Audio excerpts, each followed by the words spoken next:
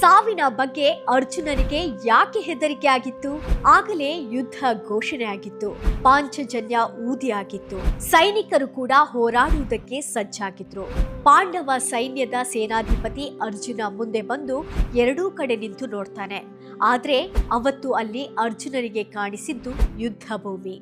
ಸೈನಿಕರು ಮಾತ್ರ ಅಲ್ಲ, ಎತ್ತಿ ಆಡಿಸಿದ ಅಜ್ಜ, ಪಾಠ ಹೇಳಿಕೊಟ್ಟ ಗುರುಗಳು, ಅವನ ಪ್ರತಿಸ್ಪರ್ಧಿಯಾಗಿದ್ದ ಕರ್ಣ, ಹಾಗೆ ಬಾಲ್ಯದಲ್ಲಿ ಆಡಿ ಬೆಳೆದಂಥ ಕೌರವರು. ಅರ್ಜುನನಿಗೆ ಯುದ್ಧ ಮಾಡಬೇಕು ಅಂತಾನೆ ಅನ್ನಿಸಲಿಲ್ಲ. ಏನಾಗ್ತಾ ಇದೆ ಅಂತ ಅರ್ಜುನನಿಗೆ ಗೊತ್ತಾಗ್ಲಿಲ್ಲ. ಉಸಿರು ಬಿಗಿ ಹಿಡಿದ. ಒಂದೇ ಸಲ ಅವನ ಒಳಗಿದ್ದ ಎಲ್ಲಾ ದುಃಖ ಹೊರಗೆ ಬಂತು. ಕೃಷ್ಣನ ಬಳಿ ಹೋಗಿ ಹೇಳಿದ, ಕೃಷ್ಣ, ಈ ಯುದ್ಧದಲ್ಲಿ ನಾನು ಗೆಲುವು ಕಾಣಬೇಕಾ? ಅಲ್ಲಿ ನಿಂತಿರೋದು ನನ್ನ ಎದುರಾಳಿಗಳಲ್ಲ, ನಾನು ಪ್ರೀತಿಸುವ ನನ್ನ ರಕ್ತ ಸಂಬಂಧಿಕರು. ನಮ್ಮ ಪ್ರೀತಿ ಪಾತ್ರರ ವಿರುದ್ಧ ಹೋರಾಡುವುದು ಎಷ್ಟು ಸರಿ? ನ್ಯಾಯವನ್ನು ಕರುಣೆಯಿಂದ ಯಾವತ್ತಾದ್ರೂ ಬೇರ್ಪಡಿಸಬಹುದಾ? ಇದು ಕರ್ತವ್ಯನಾ? ನನಗೊಂದು ಗೊತ್ತಾಗ್ತಾ ಇಲ್ಲ ಅಂತ ಹೇಳ್ತಾನೆ. ಅರ್ಜುನನ ಮಾತು ಕೇಳಿಸಿಕೊಂಡ ಕೃಷ್ಣ ಏನೂ ಮಾತಾಡಲಿಲ್ಲ. ಸುಮ್ಮನೆ ಹಾಗೆ ಇಡೀ ಆಕಾಶವನ್ನ ನೋಡ್ತಾ.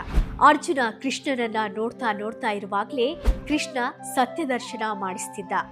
ಅವನಲ್ಲಿರುವ ರಹಸ್ಯವನ್ನ ಕಂಡು ಅರ್ಜುನ ಏನಾಗ್ತಾ ಇದೆ ಅನ್ನೋದು ಗೊತ್ತಾಗದೆ ಮೂಕ ವಿಸ್ಮಿತನಾದ. ಕೃಷ್ಣ ಸಾವು ಆತ್ಮದ ಬಗ್ಗೆ ಮಾತಾಡಕ್ಕೆ ಶುರು ಮಾಡ್ದ. ಆತ್ಮ ಶಾಶ್ವತ, ದೇಹ ಅಲ್ಲ. ನಾವು ಸಾಯ್ಬಹುದು, ನಮ್ಮ ದೇಹಕ್ಕೆ ಏನ್ ಬೇಕಾದ್ರೂ ಆಗ್ಬಹುದು. ಸಾವು ಇರೋದು ನಮ್ಮ ದೇಹಕ್ಕೆ ಮಾತ್ರ, ಆತ್ಮಕ್ಕೆ ಅಲ್ಲ ಅಂತ ಬೋಧಿಸಿದ. ಕೃಷ್ಣನ ಈ ಮಾತು ಹೇಳುತ್ತಿದ್ದಂತೆ ಅರ್ಜುನನಿಗೆ ದುಃಖ ಕಡಿಮೆಯಾಯಿತು. ನಮ್ಮವರು ಸಾಯ್ತಾ ಇದ್ದಾರೆ ಅಂತ ಅಂದಾಗ ನಮಗೆ ದುಃಖ ಆಗುವುದು ಸಹಜ. ಆದ್ರೆ ನೀನ್ಯಾರು, ಯಾಕೆ ಅದನ್ನ ಮಾಡಬೇಕು ಅನ್ನೋದು ನಿನಗೆ ಗೊತ್ತಿರಬೇಕು. ಜೀವಗಳ ಬಗ್ಗೆ, ಪ್ರೀತಿ ಪಾತ್ರರ ಬಗ್ಗೆ ನಿಂಗೆ ಭ್ರಮೆ ಇದೆ. ಆ ಮೋಹನ ಬಿಡು. ನೀನು ಮುಂದೆ ಏನಾಗುತ್ತೆ ಅಂತ ಯೋಚನೆ ಮಾಡಬೇಡ. ಈ ಕ್ಷಣಕ್ಕೆ ಏನ್ ಮಾಡಬೇಕು ಅನ್ನೋದ್ರ ಬಗ್ಗೆ ಕಾನ್ಸಂಟ್ರೇಟ್ ಮಾಡು. ಈ ಕ್ಷಣದ ಕರ್ತವ್ಯ ಮಾಡು ಅಂತ ಹೇಳ್ತಾನೆ ಕೃಷ್ಣ. ಯಾವುದರ ಬಗ್ಗೆನೂ ಯಾವುದೇ ನಿರೀಕ್ಷೆ ಇಲ್ಲದೆ ಮಾಡುವುದೇ ನಿಸ್ವಾರ್ಥ ಕ್ರಿಯೆಯ ಮಾರ್ಗ ಅಂತ ಹೇಳ್ತಾನೆ ಕೃಷ್ಣ. ಧರ್ಮನ, ನ್ಯಾಯನ ಎತ್ತಿ ಹಿಡಿಯಬೇಕು. ಕೌರವರು ನಿಮ್ಮಿಂದ ರಾಜ್ಯ ಕದ್ರು, ಎಲ್ಲಾ ನ್ಯಾಯವನ್ನು ಮುರಿದ್ರು. ಇದನ್ನೆಲ್ಲ ಸಹಿಸಿಕೊಂಡು ಅಯ್ಯೋ ಅವರು ನನ್ನ ಸಹೋದರರು ಅಲ್ವಾ ಅಂತ ಅನ್ಯಾಯನ ಕ್ಷಮಿಸುವುದು ದೊಡ್ಡ ತಪ್ಪು. ನೀನ್ ಇವಾಗ ಹೋರಾಡುತ್ತಿರುವುದು ಅಷ್ಟೇ. ಅವರ ಬಗ್ಗೆ ನಿನಗೆ ದ್ವೇಷ ಇದೆ ಅಥವಾ ಕೋಪ ಇದೆ ಅಂತ ಹೋರಾಡುವುದಿಲ್ಲ. ನ್ಯಾಯಕ್ಕಾಗಿ ನೀನು ಹೋರಾಡುವುದು. ಈ ರೀತಿ ಹೋರಾಡುವಾಗ ಒಂದು ಕಾನ್ಶಿಯಸ್ ಅವೇರ್ನೆಸ್ ಇರಬೇಕು ಅಂತ ಹೇಳ್ತಾನೆ ಕೃಷ್ಣ. ಕಷ್ಟಪಟ್ಟು ಕೆಲಸ ಮಾಡಿದ ಮೇಲೆ ಫಲ ನಿರೀಕ್ಷಿಸುವುದು ಸಹಜ. ಫಲಿತಾಂಶದ ಬಗ್ಗೆ ನಿರೀಕ್ಷೆ ಬೇಡ ಅಂದ್ರೆ ಹೇಗೆ? ಇದು ಕೆಲಸದ ಬಗ್ಗೆ ನಿರಾಸಕ್ತಿ ಆಗಲ್ವಾ ಅಂತ ಪ್ರಶ್ನಿಸ್ತಾನೆ. ಕೆಲಸ ಮಾಡು ಅಂದ್ರೆ ಅದರ ಫಲಿತಾಂಶದ ಬಗ್ಗೆ ನಿರೀಕ್ಷೆ ಬೇಡ. ಕೆಲಸ ಮಾಡೋದಷ್ಟೇ ಮಾತ್ರ ನಿನ್ನ ಕಾಯಕ. ಫಲಿತಾಂಶದ ನಿರೀಕ್ಷೆ ಬೇಡ ಅನ್ನೋದು ಒಂದು ನಿರಾಸಕ್ತಿ ಅಲ್ಲ. ಏನಾದರೂ ಆಗಲಿ ಅದನ್ನ ಎದುರಿಸಬೇಕು ಅನ್ನೋ ಸ್ವಾತಂತ್ರ್ಯ. ಕೃಷ್ಣ ಅಷ್ಟೊಂದು ಹೇಳಿದ್ರು ಅರ್ಜುನನಿಗೆ ಏನೋ ಒಂದು ರೀತಿ ನೋವು ಕಾಡ್ತಾ ಇತ್ತು. ಆಗ ಕೃಷ್ಣ ಹೇಳ್ತಾನೆ, ಅಧರ್ಮದಿಂದ ಬದುಕುವುದಕ್ಕಿಂತ ಸಾಯೋದು ತುಂಬಾ ಶ್ರೇಷ್ಠ ಅಂತ ಹೇಳ್ತಾನೆ ಅಷ್ಟೇ. ಅದೊಂದು ಮಾತಲ್ಲಿ ಅರ್ಜುನನಲ್ಲಿದ್ದ ಎಲ್ಲಾ ಅನುಮಾನಗಳು ದೂರವಾಗುತ್ತವೆ. ತಾನು ಮಾಡ್ತಿರೋದು ಅಧರ್ಮ ಅಲ್ಲ, ಸಾಯಿಸುತ್ತಿರುವುದು ನನ್ನವರನ್ನಲ್ಲ, ಅನ್ಯಾಯ ಮಾಡಿದವರನ್ನ. ಧರ್ಮದ ರಕ್ಷಣೆಗೆ ನಿಂತಾಗ ನಮ್ಮವರು ಎಂಬ ಮೋಹ ಇರಬಾರ್ದು. ಧರ್ಮ ಪಾಲನೆ ಮೊದಲ ಕರ್ತವ್ಯ ಅನ್ನೋ ಸತ್ಯ ಅರ್ಜುನನಿಗೆ ಅರಿವಾಗತ್ತೆ. ಇವತ್ತಿನ ಮಾಡರ್ನ್ ಲೈಫ್ನಲ್ಲೂ ಅಷ್ಟೇ ನಮ್ಮ ಸುತ್ತ ಎಷ್ಟು ಅನ್ಯಾಯಗಳಾಗ್ತಾ ಇರುತ್ತೆ. ಆದ್ರೂ ಅದು ನಮಗೆ ಅಪಾಯ ಅಂತ ಗೊತ್ತಿರತ್ತೆ. ಅದಕ್ಕೆ ಅಂಟಿಕೊಂಡೇ ಜೀವನ ಮಾಡಬೇಕು. ಅನ್ಯಾಯ ವಿರುದ್ಧ ಹೋರಾಡಬೇಕು. ಆಧುನಿಕ ಜೀವನದಲ್ಲಿ ಧರ್ಮದ ಹುಡುಕಾಟ ಇದ್ದೇ ಇರುತ್ತೆ. ಇವತ್ತಿನ ನಮ್ಮ ಕೆಲಸವನ್ನು ಅಷ್ಟೇ ಪ್ರೀತಿಯಿಂದ ಮಾಡಬೇಕು ಅಷ್ಟೇ.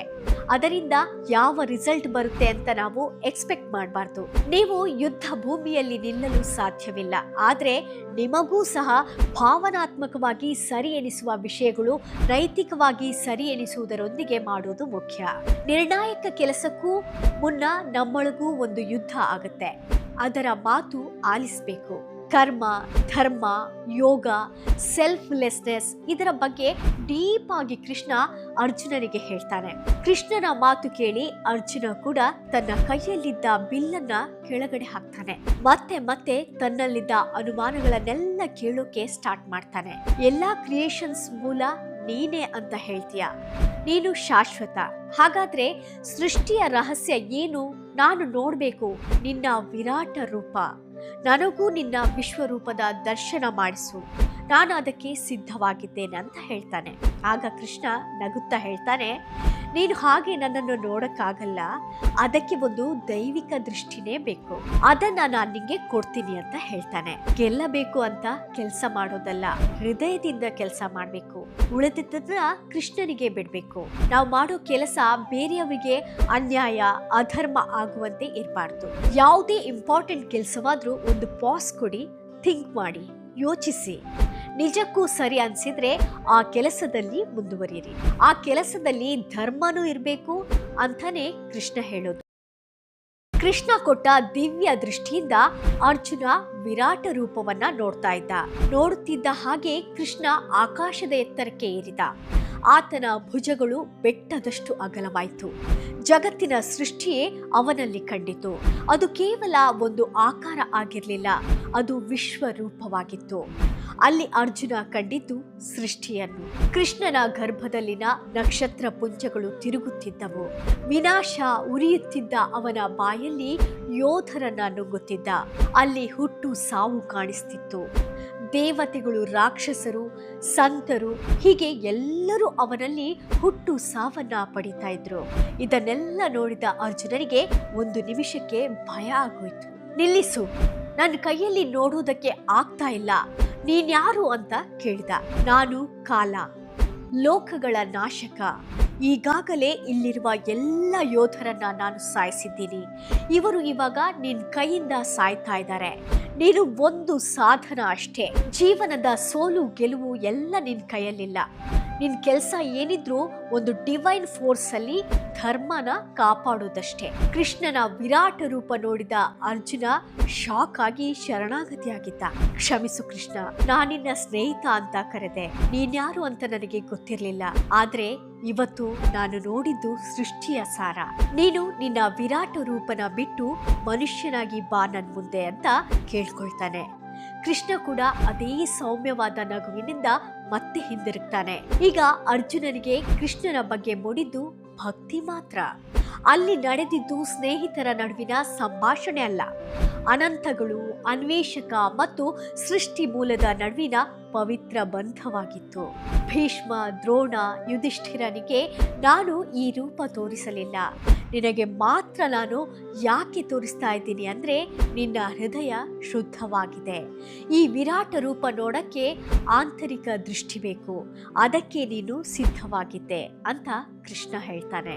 ಇದೇ ರೀತಿ ನಾವು ಕೂಡ ನಮ್ಮ ಜೀವನದಲ್ಲಿ ಅನೇಕ ರೀತಿಯ ವಿಶ್ವರೂಪವನ್ನ ನೋಡಿರ್ತೇವೆ. ನಮ್ಮ ಪ್ರೀತಿ ಪಾತ್ರರ ಸಾವು, ಕಷ್ಟ, ಸುಖ ಎಲ್ಲವೂ. ಆದ್ರೆ ಇವುಗಳಿಗೆ ನಾವು ಶರಣಾದಾಗ ಮಾತ್ರ ಕೃಷ್ಣನ ಮಾತು ಅರ್ಥವಾಗೋದು. ಆ ಶರಣಾಗತಿಗೆ ಒಂದು ಧ್ಯಾನ ಅಗತ್ಯ. ಗೀತಾ ಇರೋದು ಅಮೂರ್ತ ದೇವರುಗಳ ಬಗ್ಗೆ ಅಲ್ಲ. ನಾವು ಕೃಷ್ಣನ ವಿರಾಟ ರೂಪ ನೋಡಕ್ಕೆ ಯುದ್ಧ ಭೂಮಿಗೆ ಕಾಯ್ಬೇಕಾಗಿಲ್ಲ, ನಮ್ಮೊಳಗಿನ ಕಣ್ಣನ್ನ ತೆರೆಯಬೇಕು. ಅರ್ಜುನ ನಮ್ಮ ಮಿರರ್ ಅಷ್ಟೇ. ನಾವೇನು ಮಾಡಬೇಕು, ನಮ್ಮ ಸಮಸ್ಯೆಗೆ ಪರಿಹಾರವೇನು ಅನ್ನೋದನ್ನ ಅರ್ಜುನನ ಮುಖಾಂತರ ನಾವು ಕೇಳ್ತಾ ಇದ್ದೀವಿ ಅಷ್ಟೇ. ಕೃಷ್ಣನ ವಿಶ್ವರೂಪ ಮಾಯ ಆಗ್ತಿದ್ದಂಗೆ ಅರ್ಜುನನಲ್ಲಿದ್ದ ಭಯ, ಆತಂಕ ಎಲ್ಲ ಮಾಯ ಆಗಿತ್ತು.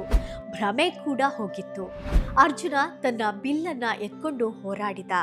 ಫಲಾಪೇಕ್ಷೆ ಇಲ್ಲದೆ, ಸೋಲಿನ ಭಯ ಇಲ್ಲದೆ ಹೊರಡಕ್ಕೆ ನಿಂತಿದ್ದ. ಇಲ್ಲಿ ಇನ್ನೊಂದು ಆಳವಾದ ರಹಸ್ಯ ಇದೆ. ಕೃಷ್ಣ ತನ್ನ ಗೀತೆ ಸಾರವನ್ನ ಹೇಳೋಕೆ ಅರ್ಜುನನ ಆಯ್ಕೆ ಮಾಡಿಕೊಂಡಿದ್ದು ಸರಿ, ಆದ್ರೆ ಕೃಷ್ಣನ ವಿರಾಟ ರೂಪ ದರ್ಶನ ಅರ್ಜುನನಿಗೆ ಮಾತ್ರ ಆಗಿರ್ಲಿಲ್ಲ, ಸಂಜಯ ಕೂಡ ಇದನ್ನೆಲ್ಲ ನೋಡ್ತಾ ಇದ್ದ. ಕೃಷ್ಣ ಮತ್ತು ಅರ್ಜುನನ ನಡುವೆ ನಡೆದ ಸಂಭಾಷಣೆಯನ್ನ ವ್ಯಾಸ ಮಹರ್ಷಿಗಳು ಯಥಾವತ್ತಾಗಿ ಬರೆದ್ರು. ಅದು ಪ್ರತಿಯೊಬ್ಬರಿಗೂ ತಿಳಿಯಬೇಕಾದ ಸೃಷ್ಟಿಯ ರಹಸ್ಯ ಆಗಿತ್ತು. ಅವತ್ತು ಅರ್ಜುನನಿಗೆ ಮಾತ್ರ ಹೇಳಿದ್ರು, ಅದು ಎಲ್ಲರಿಗೂ ತಿಳಿಯಬೇಕು ಅನ್ನೋ ಉದ್ದೇಶ ಕೃಷ್ಣನಿಗಿತ್ತು. ಗೀತೆಯ ಸಾರದಂತೆ ಬದುಕಿನಲ್ಲಿ ನೆಮ್ಮದಿ ಕಂಡುಕೊಳ್ಳುವ ಕುರಿತು ಮತ್ತಷ್ಟು ತಿಳಿದುಕೊಳ್ಬೇಕು ಅಂದ್ರೆ ಕೊನೆಯ ಚಾಪ್ಟರ್ನ ನೋಡಿ.